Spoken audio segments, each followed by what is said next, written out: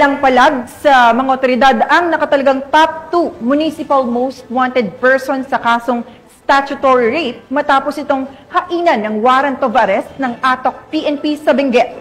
Yan ang tinutukan ni Patrolman Liam Sumkat. Ang kapulisan ng ATOC ang number 2 most wanted person municipal level sa kasong statutory rape sa Ambuklao, Bukod, Benguet. Plus 11:35, ikadalawang araw ng Oktubre, taong kasalukuyan. Matagumpay ang operasyon dahil sa pagsisikap at determinasyon ng ATOC Municipal Police Station. Timbog ang akusado sa bisa ng warrant of arrest na inihain noong ika-20 ng Setyembre 2024 sa Regional Trial Court Branch 3, Family Court, 1st Judicial Region ng La Trinidad, Benguet at walang inirekomendang piyansa. Waday binmalay warrant of arrest mo nagapon Branch 3, Family Court.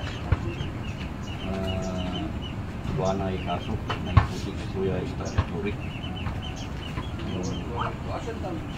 Mali kami ta-serve me. Wala kami lang.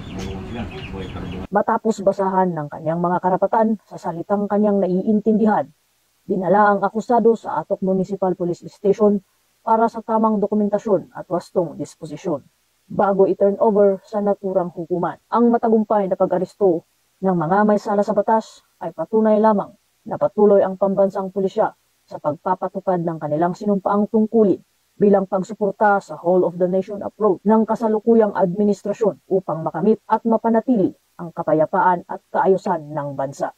Mula dito sa Baguio City, ako ang inyong PNN correspondent, Patrolman Sumkat, alagad ng batas, taga-taguyod ng Balitang Pulis.